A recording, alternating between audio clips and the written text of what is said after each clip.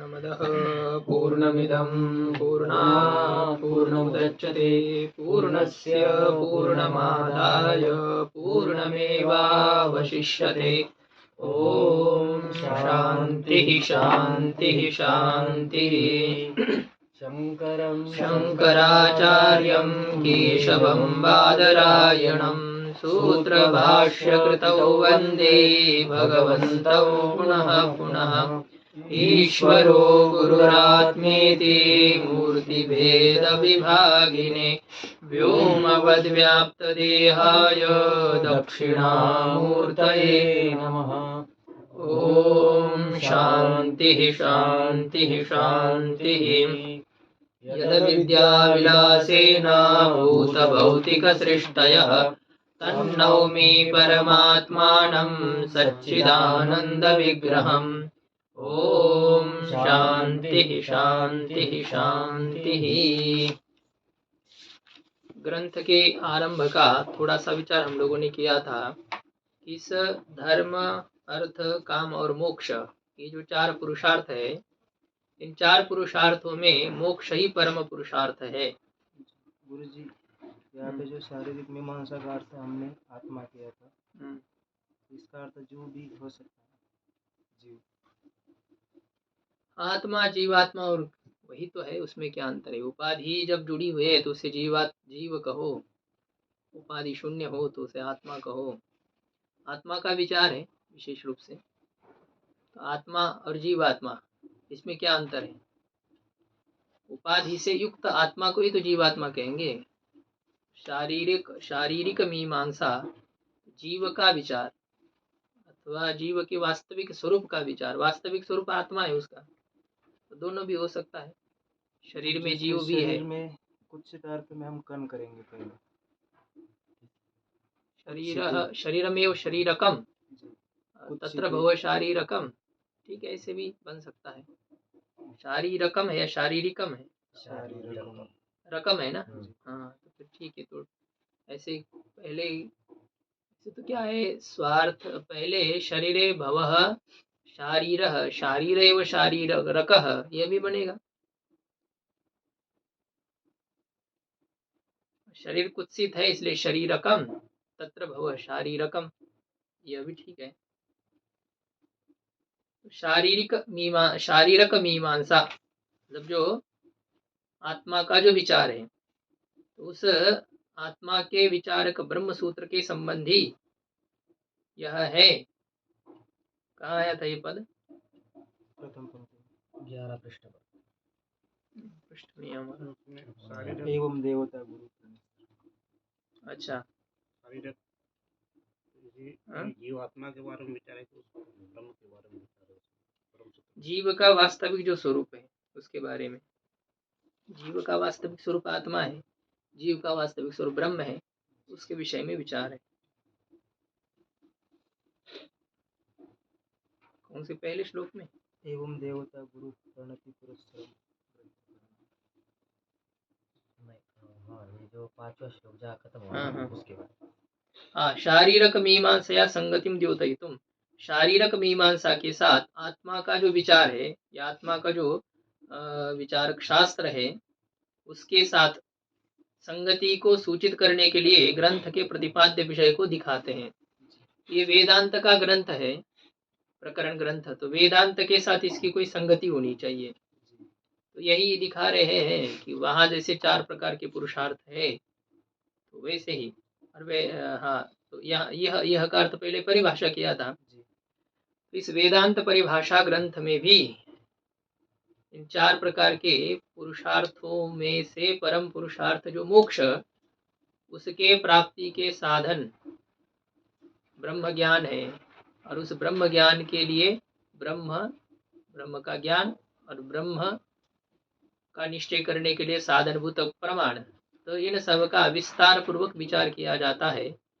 इस प्रकार वेदांत शास्त्र से इस ग्रंथ का कैसे संबंध है यह सूचित किया गया।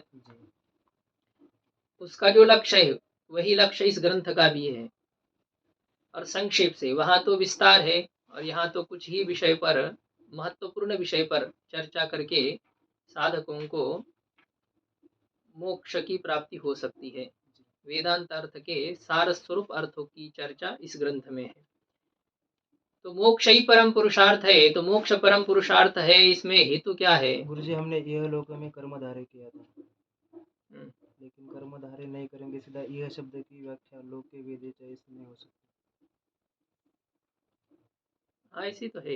यह क्या है, यह जो मूल में आया ना, यह वहां तो लोके तो लिखा नहीं था, यह ही था। यह की दो प्रकार की व्याख्या की, एक तो यह शब्द का अर्थ है इस परिभाषा ग्रंथ में, और दूसरा यह शब्द का अर्थ किया इस लोक में अथवा वेद में। जो ठीक है, दूसरा अर्थ किया उसमें हम कर्मधारय नहीं करेंगे तो भी चलेगा। हाँ कर्मधारय कहा करना है। ठीक है, यह की व्याख्या ही है, लोके वेदे च, लोक में और वेद में, ऐसा है। तो मोक्ष परम पुरुषार्थ है, तो मोक्ष के परम पुरुषार्थ में हेतु क्या दिया? नित्यत्व, मोक्ष में नित्यता है। अन्य जो पुरुषार्थ है, तीन पुरुषार्थ, उसमें अनित्यता है। मोक्ष में नित्यता है, इसमें क्या प्रमाण है? तो कहा छांदोग्य उपनिषद की श्रुति ही उसमें प्रमाण है, न च पुनरावर्तते, ये श्रुति इसमें प्रमाण दी। और अन्य के अनित्यता में हेतु क्या दिया था? अनित्य। अन्य के अनित्यता में कार्यत्व ही हेतु है। यत कृतकम तदानित्यम, तो अन्य सब अनित्य है। धर्म, अर्थ, काम, ये तीन पुरुषार्थ अनित्य है, क्योंकि इसमें कार्यत्व है, और जो कार्य होता है वो अनित्य होता है। ऐसे अर्थ और काम की अनित्यता तो प्रत्यक्ष से ही सिद्ध है, और धर्म, अर्थ, काम, इन तीनों की अनित्यता सामान्य तो दृष्ट अनुमान के द्वारा ज्ञात होती है। यद यद कृतकम तत्त अनित्यम, इस व्याप्ति के द्वारा, यही सामान्य तो दृष्ट अनुमान है। हाँ? क्या?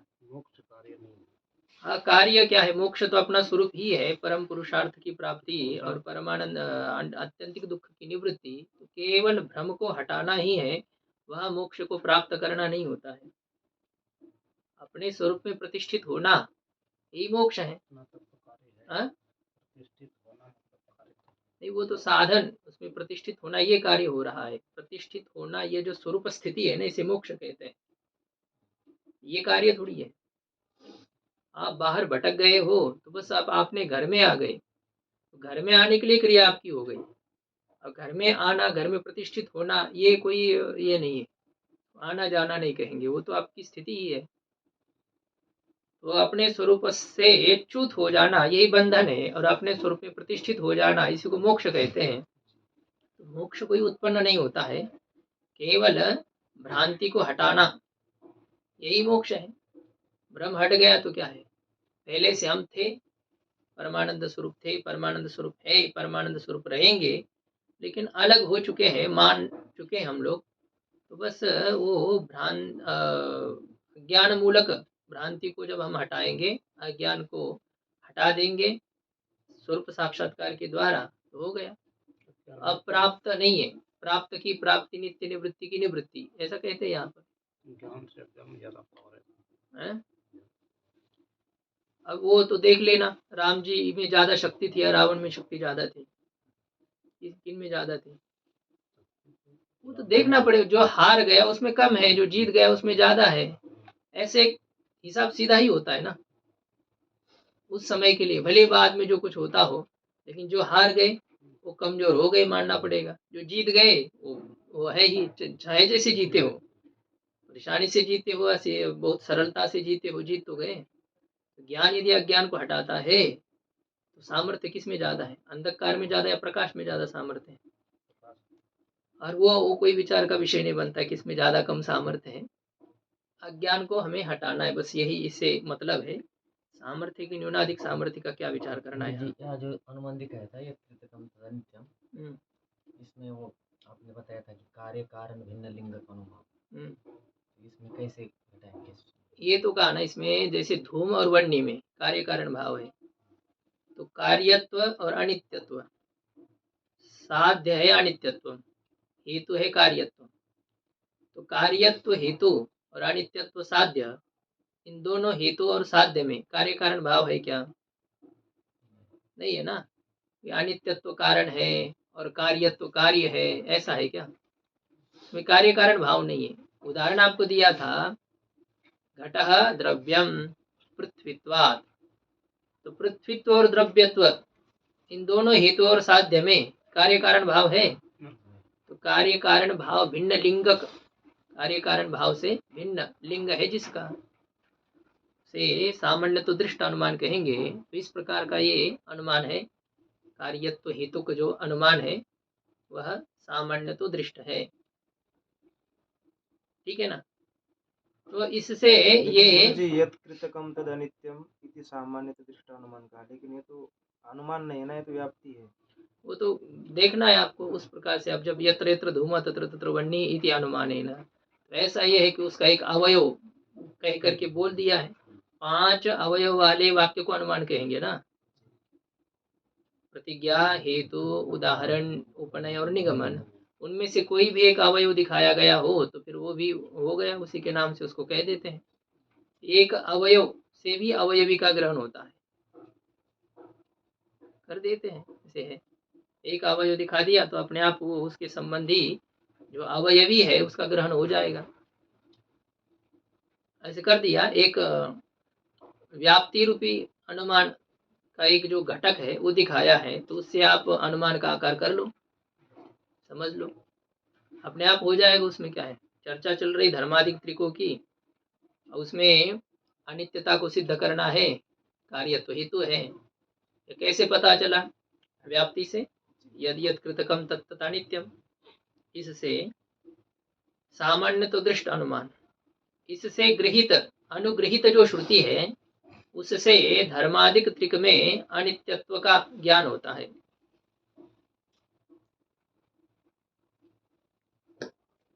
और उनका जो अनित्यत्व है, ये अनित्यत्व ही हेतु है। हाँ, ये अनित्यत्व हेतु किसमें है? परम पुरुषार्थ के अभाव। हाँ, जो तीनों पुरुषार्थ है, तीनों है, उनमें परम पुरुषार्थत्व नहीं है। तो उस परम पुरुषार्थत्व के अभाव में अनित्यत्व हेतु है। धर्मादि त्रिकम परम पुरुषार्थत्व अभाववत, त्रिकम यदि करेंगे तो अभाववत अनित्यत्वात्, ऐसा करेंगे। अब यन्नैवं तन्नैव मोक्षवत अथवा घटादिवत अन्वय दृष्टांत देंगे कि जो जो अनित्य होता है वह परम पुरुषार्थ नहीं होता है, जैसे कि घटादि। ऐसे ही धर्म अर्थ काम भी अनित्य होने के कारण से ये भी परम पुरुषार्थ नहीं है। तो यहाँ तक विचार हम लोगों का हो चुका था। इतरेशम, इतरेशम का अर्थ धर्मादि त्रयाणाम, धर्मादि त्रय जो पहले बनाया था हमने, तो वहाँ पे आयस किया था, लेकिन सीधा त्रय के द्वारा त्रयादेश करेंगे आम परे होने पर, तो वहाँ पे वो तो त्रयाणाम मूल में तो ठीक ही है ना, इतरेशम त्रयाणाम ठीक है, लेकिन यहाँ जो हाँ धर्मादि त्रयाणाम में यहीं पर आपको आयस बोला था क्या? हाँ, तो यहाँ तो ऐसे ही बन सकता है त्रयाणाम, तीनों का समुदाय करने की कोई जरूरत नहीं है। धर्म आदिर ईशाम त्रयाणाम, ते त्रयः धर्मादय दयः, धर्मादयश्च ते त्रयः धर्मादि त्रयः तेषां धर्मादि त्रयाणाम। तो तद यथा यह अस्मिन् लोके कृष्यादि कर्मणा चितः संचितः सस्यादि लोकः कृतकत्वात् क्षीयते, तद्वदेव अमुत्र परलोके पुण्यादृष्टेन संचितः स्वर्गादि लोकः क्षीयते इति श्रुत्या च अनित्यत्व अवगमात्। अब जो श्रुति दी थी इसमें इनके अनित्यता में, तद यथेह कर्मचितः लोकः क्षीयते, इस छांदोग्य श्रुति की व्याख्या करते हैं।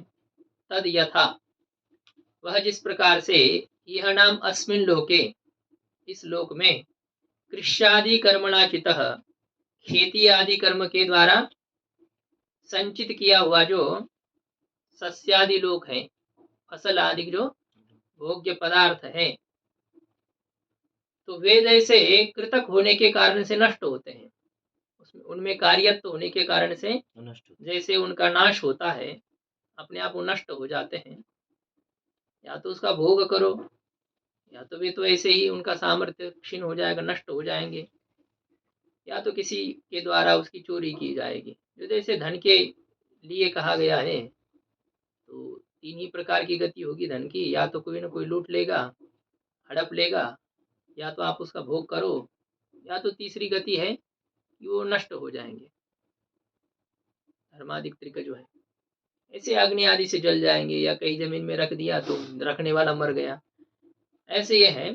तो सस्यादि जो लोक है तो वह भी कार्य होने के कारण से क्षीयते, जो कार्य है वह एक दिन जरूर नष्ट होगा, चाहे जितने सतर्कता से अब जितने अच्छा उसको रखो, चाहे जितनी महंगी चीज क्यों ना हो, 10 लाख की कोई वस्तु मोबाइल भले ही आ जाए आजकल, खरीद ले और आप उसको बहुत सुरक्षित तिजोरी में रखिए कि जहां हवा क्या कुछ भी अंदर नहीं जा सकता, इस प्रकार से उसको रखेंगे वो भी वो नष्ट हो जाएगी, जबकि बहुत जल्दी नष्ट होगी, ऐसा यदि रखोगे तो सब नष्ट हो जाता है, क्योंकि उत्पन्न हो चुका पदार्थ जरूर एक दिन नष्ट हो ही जाता है।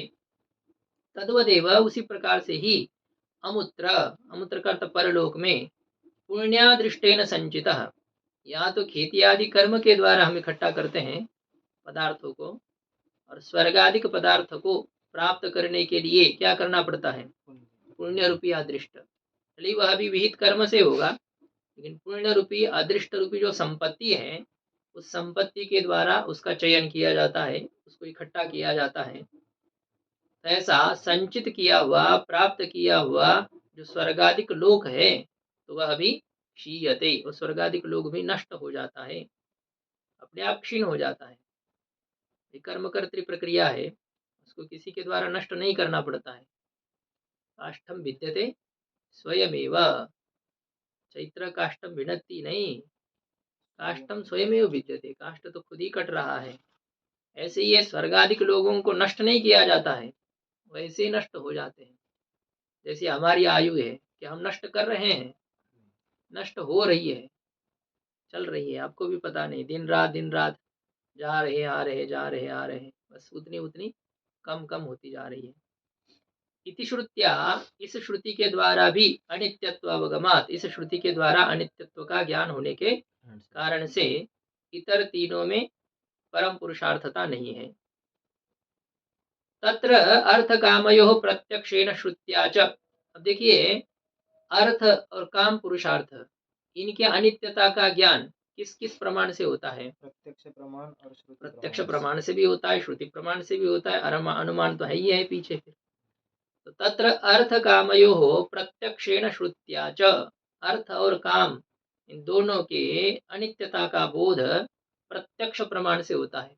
हम देख रहे हैं भोग्य पदार्थ नष्ट होते जा रहे हैं, भोग्य पदार्थ का साधन कारण जो धन है, वह धन भी नष्ट होता जा रहा है, नष्ट होता है, टिकता नहीं है, अस्थिर है। लक्ष्मी केवल भगवान के पास रहती, बाकी तो कहीं पर भी स्थिर रूप से नहीं रहती है। अर्थ और काम, इन दोनों पुरुषार्थ के अनित्यत्व का ज्ञान प्रत्यक्ष प्रमाण से और श्रुति प्रमाण से भी होता है, किंतु धर्म के अनित्यता का ज्ञान प्रत्यक्ष प्रमाण से होता है नहीं। आपका पुण्य नष्ट हो रहा है, दिखता है कि अरे इतना चला गया, आज 1/2 किलो पुण्य हमारा खर्चा हो गया, ठीक है कमाया था आधा किलो, लेकिन उनमें से 1/2 किलो चला गया। ऐसे नापा जाता है, पुण्य को नहीं नापा जाता, पाप को तो नापा जाता है कि नहीं, पुण्य पाप दोनों भी नहीं। धर्मस्य तो श्रुत्या, धर्म के अनित्यता का बोध तो श्रुति से ही होता है, इस प्रकार का विभाग है। यदवा, अथवा कहते हैं प्रत्यक्षस्य कृतकत्व बोधन द्वारा धर्मानित्यत्व बोधन सामर्थ्यम इति अविरोध, कहते हैं प्रत्यक्ष में कृतकत्व के बोधन के द्वारा, प्रत्यक्ष प्रमाण से यह तो ज्ञात है कि धर्म में कृतकत्व है, कार्यत्व है, हमने पुण्य किया ना, कुछ जो उत्पन्न करना है जिसका कार्यत्व है, ये तो प्रत्यक्ष प्रमाण से सिद्ध ही है। जैसे हमने गंगा स्नान कर लिया तो पुण्य हुआ कि नहीं। अब भले ही यह भी बात है कि वो दिखता नहीं कि पुण्य हुआ, कितनी मात्रा में हुआ, क्या हुआ, लेकिन जो किया है हमने वो कार्य है। तो धर्म में कार्यत्व के बोधन के द्वारा धर्म कार्य है, धर्म उत्पन्न होता है, ये तो प्रत्यक्ष प्रमाण से बनता है। ये प्रत्यक्ष प्रमाण से ज्ञात हो सकता है, होता है, वह भी श्रुति के आधार से ही। मतलब शास्त्र ने कहा है कि ऐसा करो, हम करते हैं तो उससे पुण्य होता है, ये हमारी धारणा है, विश्वास है। नहीं करो, कर लिया हमने तो कहते हमसे बहुत पाप हुए हैं, ऐसा हम मानते कि नहीं? सब लोग कहते हैं हमसे बहुत पाप हो चुके हैं। कोई कहते भी कि हमने कभी पाप नहीं किया है, मतलब हमने बहुत पुण्य किया है। पुण्य किया, पाप किया, यह हम कहते हैं, वो किस आधार पर कहते हैं? शास्त्र विहित कर्म हमने किया है तो हम कहते हैं कि हमने पुण्य किया है। शास्त्र निषिद्ध कर्म हमने किया तो हम कहते हैं कि हमने पाप किया है। ये प्रत्यक्ष प्रमाण में भी कृतकत्व के ज्ञान के द्वारा धर्म के अनित्यता का बोधन करने का सामर्थ्य है। धर्म की अनित्यता का बोधन करने का सामर्थ्य प्रत्यक्ष प्रमाण में भी है। इति अविरोध, इसलिए इसमें कोई विरोध नहीं है। मतलब जो बात मूल में बताई गई थी ना जी कि इतर तीनों के अनित्यता का ज्ञान प्रत्यक्ष प्रमाण से होता है, जी आया था ना, इतरेषाम त्रयाणाम प्रत्यक्षेण। जी तो तीन, धर्म अर्थ काम, इन तीनों का ज्ञान, अनित्यता का ज्ञान प्रत्यक्ष प्रमाण से होता है। जी नहीं। हाँ, तो पहले नहीं होता क्योंकि धर्म ये दृश्य नहीं है ना, जी इसलिए अर्थ और काम, इनकी अनित्यता का ज्ञान तो प्रत्यक्ष से होता है, और धर्म की अनित्यता का ज्ञान श्रुति प्रमाण से होता है, ये कह दिया। अथवा कह रहे हैं कि कोई विभाग करने की आवश्यकता नहीं है, क्योंकि धर्म कार्य है और धर्म के कार्यत्व का बोध प्रत्यक्ष से होता है। धर्म के कार्यत्व का बोध प्रत्यक्ष से होता है। हमने किया, यज्ञ आदि कर्म किए तो अदृष्ट उत्पन्न हो गए। हमने किसी को दान दे दिया, किसी रोगी की सेवा की, किसी वृद्ध की सेवा की, तो यह, इससे एक पुण्य उत्पन्न हुआ कि नहीं हुआ? तो ये जो कार्यत्व का ज्ञान हो रहा है, तो इस कार्यत्व के ज्ञान के द्वारा प्रत्यक्ष प्रमाण भी धर्म के अनित्यत्व का ज्ञान करने में समर्थ है, इस प्रकार से कहते हैं। इसमें भी जो ज्ञान हो रहा है, पुण्य हो रहा है, वो तो श्रुति प्रमाण से ही पता चल रहा है। ये आपको कहा ना, श्रुति अनुग्रहित। श्रुति ने जब कहा है कि ऐसा करो, हमने किया, हम ये मानते कि हमने पुण्य किया। हम कहते या नहीं कहते? हमको क्या पता चला कैसे कैसे कितना पुण्य हो गया? परिमाण हमको पता नहीं कितनी मात्रा में हमको पुण्य मिला, लेकिन पुण्य हुआ है। विद्यार्थी जब परीक्षा में पेपर लिखता है तो कहता है कि हाँ, अंक मुझे मिलेंगे, मैंने पेपर लिखा है। बताइए भाई तुमको कितने अंक मिलेंगे? वो नहीं बता सकते हैं, लेकिन अंक हमको मिलेंगे। चाहे 10 हो, 20 हो, 50 हो, 80, 90 हो, अंक मुझे मिलेंगे। हाँ, बहुत ही यदि उत्कृष्ट छात्र हो ना, तो देखता है घर में आकर के और करता है कि देखो मुझे इसमें 90 अंक मिलने चाहिए, और उसका अंदाजा इतना रहता है ना, हो सके तो 1-2 ऊपर नीचे हो सकता है, नहीं तो उतने अंक उसको मिल जाते हैं। तो ये बहुत उत्कृष्ट छात्र की बात होती है। बाकी सामान्य छात्र तो पेपर में लिख देते हैं और तुक्का रहता है, अंदाज रहता है, ये ठीक है। और कुछ कुछ विषय पर उनको भी, प्रश्न पर उनका भी विश्वास रहता है, कहते कि ठीक है, पास तो हम जरूर हो जाएंगे, बाकी अच्छे अंक की तो बात नहीं है, ऐसा। और उससे भी निकृष्ट हो तो कहेगा कुछ ना कुछ अंक तो उनको देने पड़ेंगे, कुछ ना कुछ अंक हमको मिलेंगे। तो जो अंक मिलने हैं वो परीक्षा देने वाले छात्र को दृष्ट है क्या? अभी फिलहाल दृष्ट नहीं है, लेकिन जो पढ़ा था उसने थोड़ा बहुत किया, ऐसे ऐसे प्रश्न का अमुक अमुक उत्तर होता है, तो ये लिखने पर इतने अंक मिलते हैं, यह करके वह एक अंदाज कर लेता है और कहता है कि मुझे अंक मिलेंगे। इसी प्रकार से श्रुति ने कह दिया है कि ऐसा करो, तो हम एक विश्वास करते हैं कि हमें पुण्य जरूर होगा। भले ही जिस प्रकार से लिखना है वैसा हम नहीं लिख पाए, इसलिए पूरे की पूरे अंक मिलने की कोई शाश्वती नहीं है। शास्त्र ने जैसे कहा वैसा तो कदाचित हम नहीं कर पाए होंगे, पूरा पुण्य नहीं मिलेगा, ऐसा है, लेकिन फिर भी कुछ ना कुछ तो मिलेगा। ग्रहण में 2 घंटा तक जल में रहेंगे, बैठेंगे, एक मंत्र का जप करेंगे तो पुरस्चरण होगा। कर सकते हैं हम गंगा जी में बैठ करके। स्नान तो जब किसी तरह से डुबकी लगाते हैं, पहली बार चाहे बाद में हो, तो पुरस्चरण का पुण्य तो हमको नहीं मिलना है, लेकिन तट पर भी क्यों ना हो, बाहर क्यों ना हो, कंबल 4 ओढ़ करके भी क्यों ना हो, बैठे तो है ना, तो 100 में से 25 तो मिलेंगे, 35 मिलेंगे, चलो ठीक, इतना भी हो तो पास तो हो जाएंगे। ऐसे एक अंदाजा से होता है कि कार्य है, धर्म जो है वह उत्पन्न होता है, तो प्रत्यक्ष प्रमाण में कार्यत्व के ज्ञान के द्वारा धर्म के अनित्यता का ज्ञान करने का सामर्थ्य है। इसलिए प्रत्यक्ष प्रमाण से भी धर्मादि के अनित्यता का बोध होता है। जो उत्पन्न हुआ नष्ट हो जाएगा, जात से ध्रुव मृत्यु हो। तथा च तेषामपि पुरुषार्थत्वादीना नित्यत्व अनुमानम पदार्थत्वादीना वन्य औष्ण्य अनुमानवत बाधित विषयम। कहते उसको ही तथा च को स्पष्ट करते हैं कि तेषाम अपि, वो जो धर्म अर्थ काम ये जो तीनों है ना, अब इन तीनों में भी पूर्व पक्षी कहता है कि ये भी पुरुषार्थ है तो वे भी नित्य है। देखो पूर्व पक्षी ऐसा अनुमान करेगा, धर्मादयः धर्मादि त्रयः नित्याः तस्मात् पुरुषार्थत्वात्, और दृष्टांत मोक्षवत्।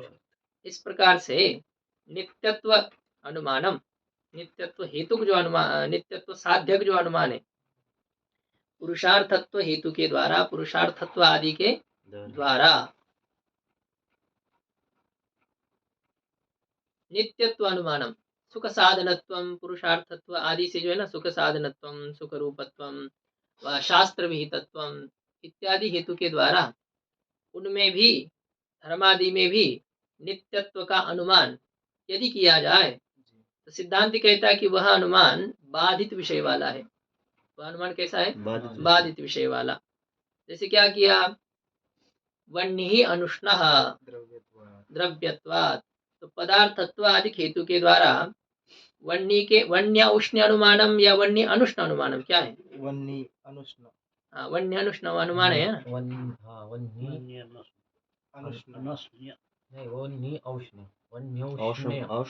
अच्छा, वन्य उष्ण अनुमानम, वन्य ही उष्ण पदार्थत्वात्, ये तो बाधित विषय वाला नहीं होना चाहिए ना। वन्य अनुष्ण अनुमानम, ऐसा इसमें भी ऐसा ही पाठ है नहीं? इसमें अनौष्ण्य दिख रहा है, ये वन्य अनौष्ण्य अनुमान। वन्य में जो अनौष्ण्य, न औष्ण्यमिति अनौष्ण्यम, वन्य अनौष्ण्य अनुमानम। ये पाठ देखो क्या है, वन्य वन्य अनौष्ण्य, वन्य नौष्ण्य अनुमानम।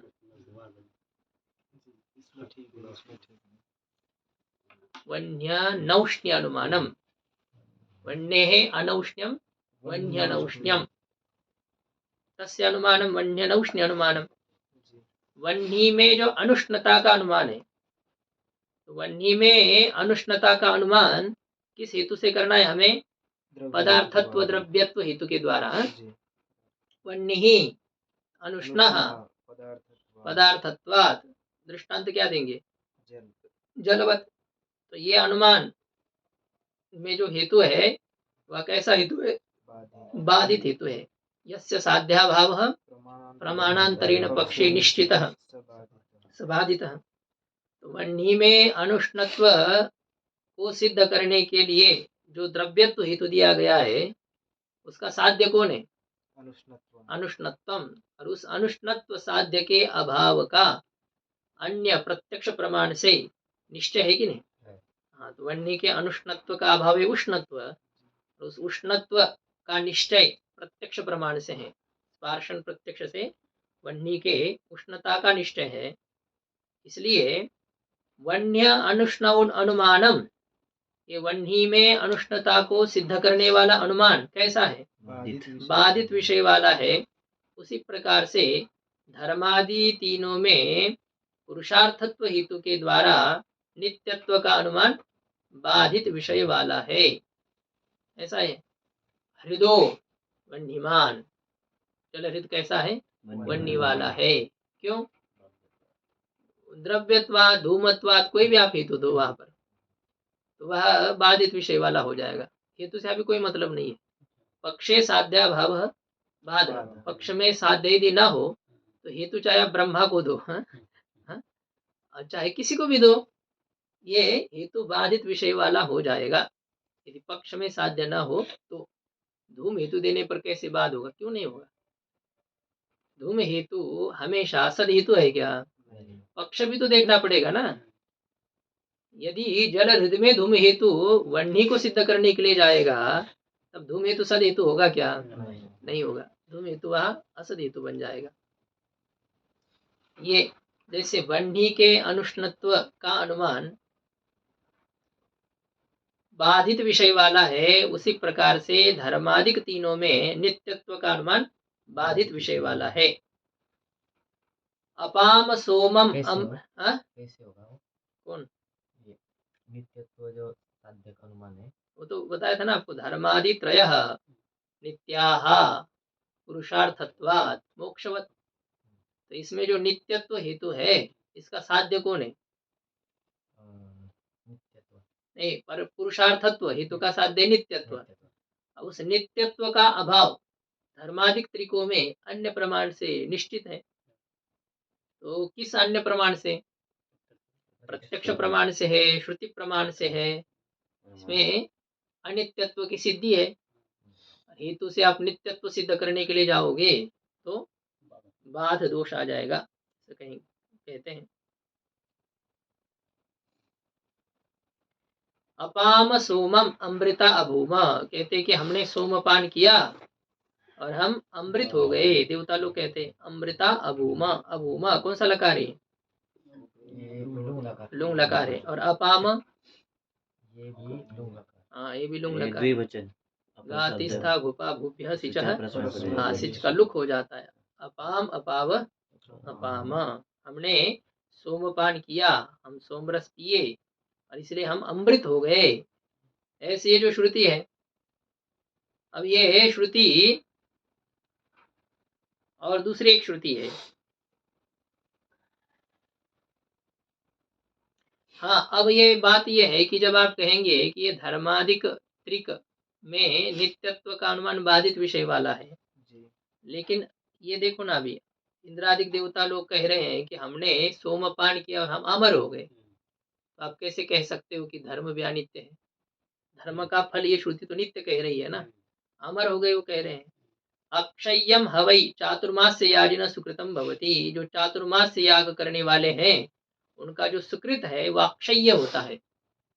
क्षयितुम शीलम अस्य, क्षय्यम न क्षय्यमिति, जो नष्ट होने वाला है, क्षय्य है। क्षय्य जय्यौ शक्यार्थे है ना, क्षीण होने के लिए जो शक्य हो उसे क्षय्य कहते हैं। न क्षय्यमिति अक्षय्यम। तो चातुर्मास्य जो कर्म है ना, 4 महीने का जो किया जाता है, हम लोगों ने देखा है उसमें। हाँ, अर्थ संग्रह में 4 महीने के जो विशेष कर्म होते हैं, 4 पर्व उसमें रहते हैं, कई याग उसमें हो जाते हैं। ये चातुर्मास से याग करने वाले का जो अदृष्ट है वह अक्षय्य होता है, वो कभी नष्ट नहीं होता है। इत्याद्या श्रुति इति आद्यम यस्याः श्रुतिः सा श्रुतिः इत्याद्या श्रुतिः, इत्यादि जो श्रुति है तो वह श्रुति अनुमानानुगृहित उदाहृत श्रुति विरोधेन, अनुमान से अनुगृहित जो ऊपर वाली श्रुति है, बताइए उदाहृत श्रुति कौन सी है?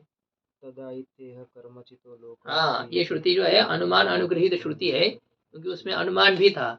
धर्मादित्रिकम अनित्यम कार्यत्वात् घटाधिपत। तो केवल श्रुति और अनुमान अनुगृहित श्रुति, ये तो केवल श्रुति है।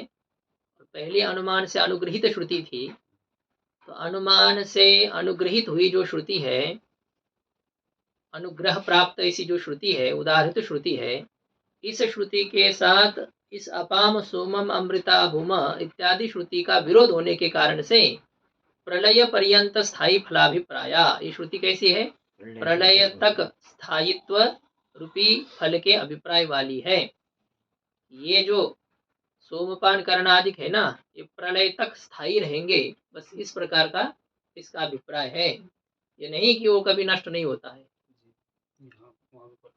हाँ, क्यों नहीं होता? वहाँ क्या है? ब्रह्मांड के अंतर्गत है, सबका प्रलय होगा। एक छोटा मोटा प्रलय जब होता है तो है कुछ, सभी लोग नष्ट नहीं हो पाते हैं, नहीं होते हैं। नित्य नैमित्तिक प्राकृतिक और आत्यंतिक 4 प्रकार के प्रलय, इसमें भी आगे विचार किया जाएगा। एक मनवंतर की समाप्ति होने पर स्वर्ग आदि के लोग भी समाप्त हो जाते हैं। इंद्र की आयु पूरी हो जाती है ना, एक मनु, सप्तर्षिगण, इंद्र, तो इन सबको मरना पड़ता है। सबकी आयु ये सब एक साथ सबकी आयु हो जाती है। एक्सीडेंट हो गया, पूरी बस ही नीचे चली गई, तो क्या एक की आयु खत्म हो गई थी इसलिए बाकी मर गए, या सबकी हो गई थी? एक साथ हो गई थी सबकी, तो सब मर गए। हाँ, एक आदि की इधर उधर है तो बचना था। हाँ?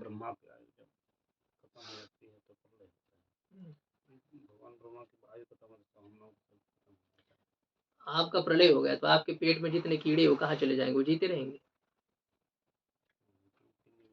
तो बस वैसे ही हो, तो समष्टि है ना, समष्टि जब समाप्त हो जाते हैं तो व्यष्टि कहाँ रहेंगे, बने रहेंगे, वो भी अपने आप नष्ट हो जाएंगे। ये शरीर समाप्त हो जाता है, कोई अवयव काम के नहीं रहते हमारे, लेकिन इसके अंतर्गत जो रहेंगे वो बेकार हो गए। अभी जब तक हम जीवित है तब तक ये अवयवों की कीमत है, ऐसा है। ठीक है, जीते जी पहले उसको सुरक्षित निकाल करके रख देते हैं तो कुछ जरूर उसका लाभ होता है, कहते हैं। अब वहाँ कौन ऐसा रखने की बात चल रही है। समष्टि ब्रह्मा के अंतर्गत हम लोग हैं। जब समष्टि ब्रह्मा हमारे चले जाते हैं तो हम नहीं रह पाते हैं। कौन हमारा संचालन करेगा, कौन हमारी तरफ देखेगा? सब समाप्त हो जाते हैं, सब लोग। और वैसे हम पहले चले जाते, फिर वो चले जाते हैं, यानी कि वो जाने के बाद हम चले जाएंगे। उनकी आयु जैसे समाप्त होने वाली ना, तो इधर सब मिटने लग जाएगा, धीरे धीरे एक एक लोग नष्ट होता जाएगा। फिर आखिरी में वो प्रलय काल में लीन हो जाते हैं, या तो उनको जो है इनका निद्रा में चले जाते हो जब, तभी सभी लोग नष्ट हो जाते हैं। गुरु जी पहले तंतु का ही नाश होगा, बाद में पड़ता है। ऐसे जरूरी नहीं है। क्या है, पट का नाश तंतु के नाश के बिना नहीं हो सकता है। तंतु का अलग अलग रख दो, एक एक तंतु निकाल दो, तंतु अलग कर दो, पट है। हाँ? तो कारण समवाय कारण के नाश से ही कार्य का नाश बाद में होगा, ऐसा नहीं। पहले कार्य नष्ट होने के बाद कारण नष्ट हो जाता है। घट पहले नष्ट हो गया, मिट्टी पहले नष्ट हो गई। हाँ? तो ये श्रुति जो है, ये श्रुति प्रलय पर्यंत स्थायी, प्रलय पर्यंतम स्थातुम शीलम यस्य फलस्य तत्फलम प्रलय पर्यंत स्थायी, प्रलय पर्यंत स्थायी च तत्फलम प्रलय पर्यंत स्थायी फलम, प्रलय पर्यंत स्थायी फलम अभिप्रायः यस्याः श्रुतेः सा श्रुतिः प्रलय पर्यंत स्थायी फलाभिप्राय। ऐसी इस प्रकार के अभिप्राय वाली ये श्रुति है। इति भावः, इसलिए ये सभी जो धर्मादिक है वो अनित्य ही है। एवं मोक्षस्य परम पुरुषार्थत्वं प्रसाद्य तरति शोकमात्मवित् तमेव विदित्वाति मृत्युमेति नान्यः पंथः विद्यते यनाय। इस प्रकार से मोक्ष में परम पुरुषार्थता को सिद्ध करके ज्ञानी शोक को पार कर जाता है। तरति यानी शोक से पार हो जाता है। और तमेव विदित्वा मृत्युमत्येति, उसी आत्म तत्व को जान करके मृत्यु का अतिक्रमण होता है। अयनाय मोक्षाय अन्यः पंथा न विद्यते, मोक्ष के लिए और कोई मार्ग नहीं है। ज्ञान के बिना मुक्ति होती ही नहीं है। ज्ञानादेव तो कैवल्यम, नहीं ज्ञानादृते मुक्ति ही। तो ये इत्यादि श्रुत्या, इत्यादि श्रुति के द्वारा मोक्ष का साधन क्या है? तस्य साधनम ब्रह्म ज्ञानम, मोक्ष का साधन ब्रह्म ज्ञान है। इस प्रकार से आह कहते हैं। अब मोक्ष का साधन मतलब मोक्ष की प्राप्ति इस ब्रह्म ज्ञान से होती है, यह बात नहीं होती है। जो ब्रह्म ज्ञान है वो अज्ञान को हटाता है। मोक्ष तो पहले ही हमारे पास में, केवल उस भ्रांति को हटाने के लिए ये साधन है ब्रह्म ज्ञान। अब ब्रह्म ज्ञान से मोक्ष होता है। सच मोक्ष ब्रह्म ज्ञानातेव इति एवकार अनुषज्यते, वह मोक्ष किससे होता है? ब्रह्म ज्ञान से ही होता है। इस प्रकार से एवकार का संबंध किया जाता है।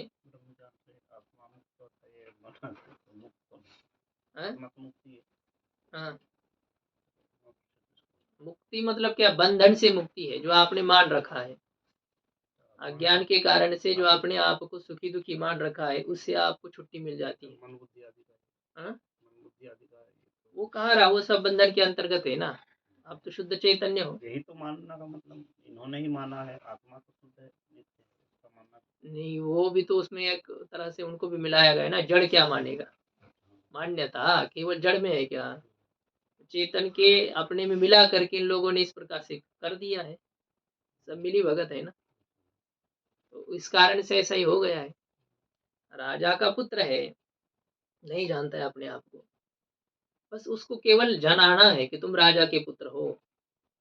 तो अब उसको अपने राज्य पर अधिकार या उसका जो सामर्थ्य जो रहता है, तो वो दिलाने की जरूरत नहीं पड़ती, उसमें है ही, सुप्त था। शेर नहीं जानता था कि मैं शेर हूँ, भेड़ों में घूम रहा था, वैसे ही घास फूस खा रहा था, नीचे सर करके चल रहा था। दूसरे शेर ने कुछ नहीं किया, उसको केवल समझाया, तुम अपने को भेड़ मान रहे हो, तुम भेड़ नहीं हो। देखो जैसा मैं हूं वैसे तुम हो, जो सामर्थ्य मुझ में वही सामर्थ्य तुम में है, तुम्हें देखना है तुम ही देख लो। तो उसने एक झपट्टा मारा और हाथीनी को गिरा दिया, ताकि अब बस वो छोटा सा है, उसके ऊपर तुम खाली एक बार ट्राई करके देखो क्या होता है। था तो वो शेर ही ना, उसमें तो सब सामर्थ्य तो था ही। जैसे हो गया तो हाथी के बच्चों को भी उसने मार दिया। तो यही बात है, जीव ने जो मान रखा है उसकी निवृत्ति होती है केवल ज्ञान के द्वारा। अपने स्वरूप में हमारी प्रतिष्ठा हो जाती है, ज्ञान कुछ नया देता नहीं है। मोक्ष ब्रह्म ज्ञान से ही होता है, इस प्रकार से एवकार का संबंध किया जाता है। यतः मोक्ष एव परम पुरुषार्थ। ब्रह्म ज्ञानात् एव एव करे अन्य योग व्यवच्छेद। हाँ, और कोई साधन नहीं है इसमें, ज्ञान से ही मोक्ष होता है। मुक्तिर्न भजति जन्म शतेन, कुछ भी करो आप, चाहे जितना आपने किया हो, यदि ज्ञान आपके पास में ना हो तो आप मुक्त नहीं हो सकते हैं, ऐसा ये है। यतः मोक्ष एव परम पुरुषार्थ सच गुरुजी, ब्रह्म ज्ञान। सभी वाक्य अवधारणार्थक होते हैं। योग का अर्थ नहीं देना। हाँ, वो तो जोड़ना पड़ता, निश्चय के लिए कहीं कहीं दिखाना पड़ता है, ऐसे ही नैयायिकों का न्याय है।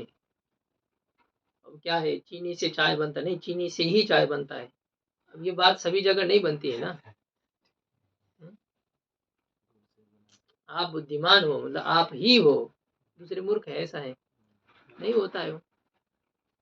तो उसमें सब जगह नहीं है वकार की बात होती है, उन्होंने अपना कह दिया है नैयायिकों ने, इस सर्वम वाक्यम सावधारणम। मोक्ष ब्रह्म ज्ञानात् एव, मोक्ष ब्रह्म ज्ञान से ही होता है, इस प्रकार से एवकार का यहाँ पर संबंध किया जाता है।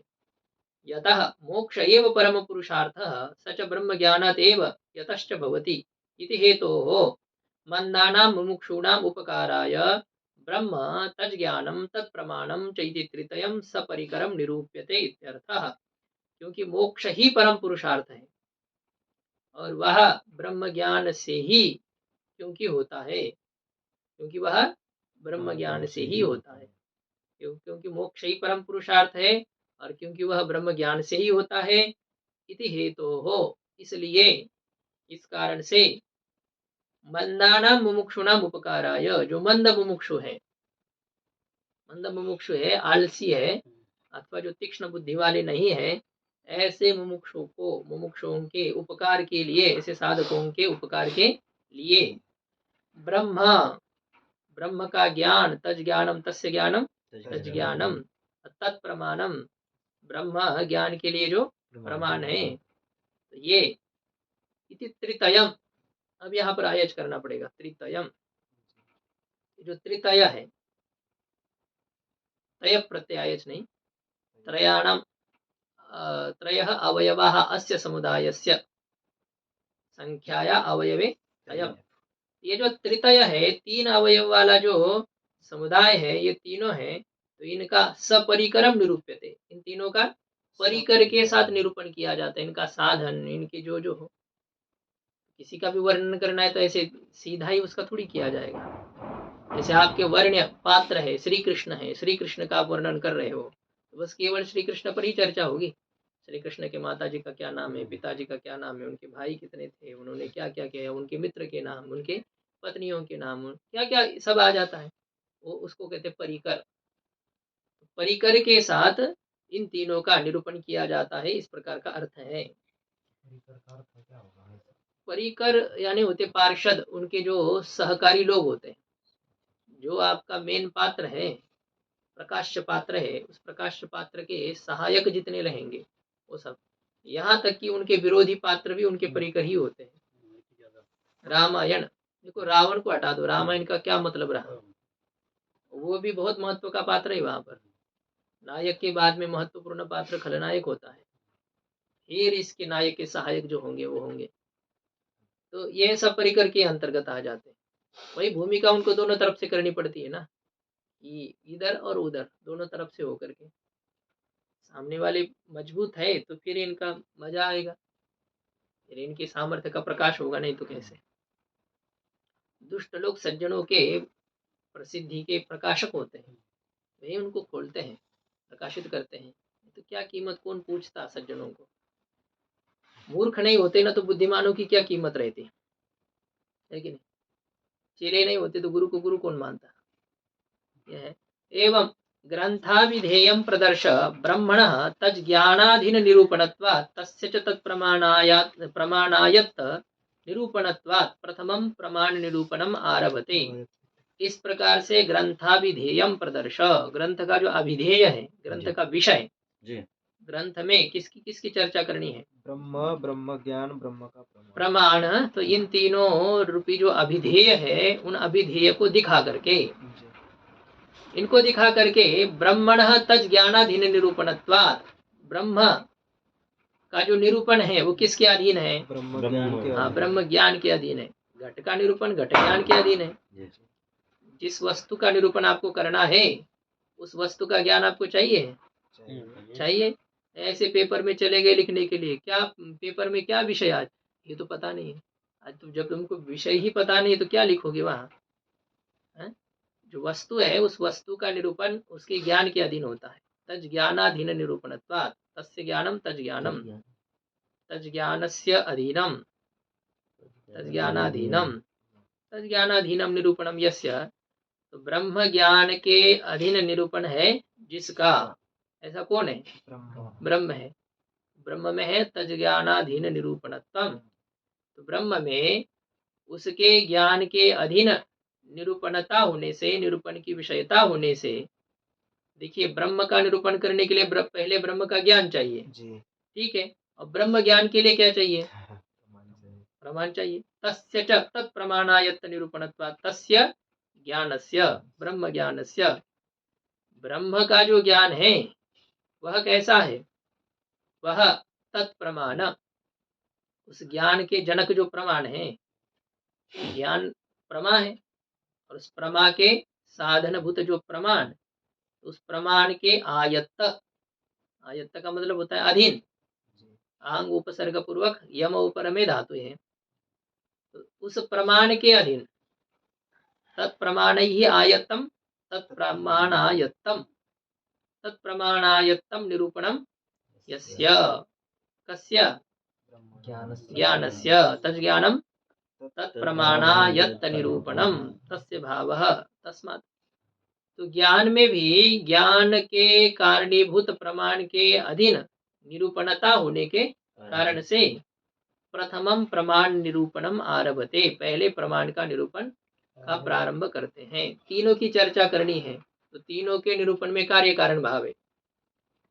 ब्रह्म का निरूपण ज्ञान के अधीन है, ज्ञान का निरूपण प्रमाण के अधीन है, इसलिए प्रमाण का निरूपण करने के बाद में ज्ञान की चर्चा कर सकेंगे, और ज्ञान का निरूपण होने के बाद में हाँ ब्रह्म अपने आप खुल जाएगा। तो इसलिए सबसे पहले प्रमाण का निरूपण का प्रारंभ करते हैं। तत्र लक्षण करते प्रमाण का क्या है? तत्र मतलब उन तीनों में, ब्रह्म, ब्रह्म का ज्ञान और ब्रह्म ज्ञान के प्रति साधनभूत प्रमाण, इन तीनों में जो प्रमाण है वो प्रमाण का क्या लक्षण है? प्रमाकरणम प्रमाणम, प्रमा ज्ञान का जो करण है उसे प्रमाण कहते हैं। प्रमा ज्ञान यथार्थ जो अनुभव है उसे प्रमा कहते हैं, और इस यथार्थ अनुभव रूपी प्रमा का जो करण हो उसे कहते हैं करण, असाधारण कारण उसे कहते हैं प्रमाणम, ये प्रमाण है। ठीक है, प्रमा का करण यदि प्रमाण है तो प्रमा किसे कहते हैं, ये जिज्ञासा होती है ना। प्रमा का करण प्रमाण है तो प्रमा किम करणम किम, ऐसा होता है कि नहीं। अनुमिते है करणम अनुमानम, अनुमिति ही का करणम किम, जिज्ञासा होती है। अनुमिति ही का क्या स्वरूप है अनुमिति का, परामर्शजन्यम ज्ञानम अनुमिति ही, ऐसे। तो उसके घटक का फिर अनुमिति का घटक है परामर्श, परामर्श कहा, परामर्श क्या है, व्याप्ति विशिष्ट पक्ष धर्मता ज्ञानम, व्याप्तिश्च का पक्ष धर्मता का, ये होता है। घटक का बोध होने पर ही तो घटित का ज्ञान होगा। तो ऐसे यहाँ पर प्रमा का करण जो है उसे प्रमाण कहते हैं, प्रमा ज्ञान का जो करण है उसे प्रमाण कहते हैं। तो प्रमात्वम किम, तो कहते हैं प्रमात्व दो प्रकार का है, एक स्मृति साधारण प्रमात्व और एक स्मृति व्यावृत्त प्रमात्व। स्मृति जिसमें प्रविष्ट न हो ऐसा प्रमा ज्ञान, और स्मृति जिसमें प्रविष्ट हो ऐसा प्रमा ज्ञान। दो लक्षण है। यथार्थ ज्ञान को प्रमा कहेंगे तो फिर स्मृति भी प्रमा है, और यथार्थ अनुभव को प्रमा कहेंगे तो फिर स्मृति प्रमा नहीं है। अनुभव, अनुभव किसे कहते हैं, तद भिन्नम ज्ञानम अनुभव, स्मृति भिन्न ज्ञान को अनुभव कहते हैं, स्मृति से भिन्न ज्ञान। इसलिए तत्र स्मृति व्यावृत्तम प्रमात्वम, उसमें जो स्मृति से व्यावृत्त, स्मृति से भिन्न जो प्रमात्व है, उस प्रमात्व का क्या स्वरूप है, क्या लक्षण है, तो कहते अनधिगता बाधित विषय ज्ञानत्वम, अनधिगतम न अधिगतम इति अनधिगतम, बाधितः विषयः यस्य ज्ञानस्य तज्ज्ञानम बाधित विषय न बाधित विषयमिति बाधित विषय अबाधित विषयञ्च तज्ज्ञानञ्च अबाधित विषय ज्ञानम। अनधिगतम च तत् अबाधित विषयञ्च, एक मिनट, ये ज्ञान का विशेषण इसको भी करना है क्या, अनधिगतम जो ज्ञात न हो ऐसे विषय वाला ज्ञान, और जो अबाधित हो ऐसे विषय वाला ज्ञान। अच्छा, ये करना पड़ेगा, विषय के साथ ही दोनों का अन्वय करना पड़ेगा। न अधिगतः इति अनधिगतः, और न बाधित इति अबाधितः। अनधिगतः अनधिगतश्च अबाधितश्च विषयः यस्य, अब पहले उनमें ये द्वंद्व भी कर सकते, अनधिगता बाधितौ, अनधिगता बाधितौ, अनधिगता बाधितौ विषयौ यस्य वा विषयः यस्य, दोनों भी विषय के विशेषण है। अज्ञात विषय है जिसका और अबाधित विषय है जिसका, ऐसा जो ज्ञान विषय जैसे ये हुआ अनधिगत अबाधित, विषय के साथ कैसे जोड़ेंगे, कर्मधारी करना है, दोनों भी धर्म एक में रह सकते हैं ना, या तो समाहार द्वंद्व करो, अनधिगता बाधितम, अनयो समाहारः अनधिगता बाधितम, अनधिगता बाधितम विषयः यस्य, अनधिगता बाधितम विषयः यस्य ज्ञानस्य तज्ज्ञानम अनधिगता बाधित विषयम्, अनधिगता बाधित विषयं च तज्ज्ञानम अनधिगता बाधित विषय ज्ञानम, तस्य भावः अनधिगता बाधित विषय ज्ञानत्वम। तो अज्ञात विषय वाला और अबाधित विषय वाला ऐसा जो ज्ञान है उस ज्ञान को ही प्रमा कहते हैं। ये हो गया स्मृति व्यावृत्त प्रमात्व, स्मृति से भिन्न, ये प्रमा का लक्षण है। टीका में देखिए, तत्र तेषु ब्रह्म तज्ज्ञान तत्प्रमाणेषु, तत्र का अर्थ क्या है, तत्र प्रमाकरणम प्रमाणम में जो तत्र पद आया है ना जी, उस तत्र की बात चल रही है, बाद वाले तत्र की बात नहीं जी। पहला जो तत्र है तो तत्र का अर्थ है तेषु, तेषु केषु ब्रह्म तज्ज्ञान तत्प्रमाणेषु, उनमें प्रथम निरूपणीय कौन है, प्रमाण। तो उस तीनों में जो प्रथम निरूपण करने योग्य जो प्रमाण है उस प्रमाण की का लक्षण कह रहे हैं। इनका निरूपण वर्णन जो हो गया, उच्चारण जो हो गया, वो जिस क्रम से है, ये व्याख्या करते समय इनमें उल्टा क्रम है। ब्रह्म तज्ज्ञान और तत्प्रमाण, ये उच्चारण के समय का क्रम है और व्याख्यान के समय का क्रम उल्टा है ना। ऊपर जाते समय सीढ़ी का क्रम अलग होता है, नीचे उतरते समय अलग होता है। तो ऐसी बात है यहाँ। तो उसमें प्रमाणम, प्रमाणम किम, प्रमाकरणम, प्रमायाः करणम प्रमाणम, प्रमा के करण को प्रमाण कहते हैं। करणत्वम किम, असाधारण कारणत्वे सति व्यापारवत्वम, करणत्वम असाधारण कारण होते हुए जो व्यापार वाला हो, व्यापारवत असाधारण कारणम करणम। एक आधा करण बताओ, कोई पता है आपको? दंड करण है, क्या व्यापार है उसमें? हाँ, भ्रमी क्रिया व्यापार है। कपाल करण है, कपाल संयोग व्यापार है। तंतु करण है, तंतु का संयोग व्यापार है। तो व्यापारवत असाधारण कारण को ही करण कहते हैं। अब ये व्यापारवत्वम यह पद देने से क्या हुआ, और असाधारण कारणत्वम पद देने से क्या हुआ? दो पद है ना करण के लक्षण में। तो यदि आप कहेंगे कि असाधारण कारणम करणम, असाधारण कारण को यदि तो क्या आपत्ति है? तो क्या आपत्ति है? कपाल संयोग परामर्श जो व्यापार है ना, व्यापार रूप असाधारण कारण में अतिव्याप्ति हो जाएगी। ठीक है, तो व्यापारवत्वम, व्यापार वाले कारण को करण कहो, असाधारण पद को हटा दो। व्यापार वाले कारण को यदि करण कहेंगे तो क्या आपत्ति है?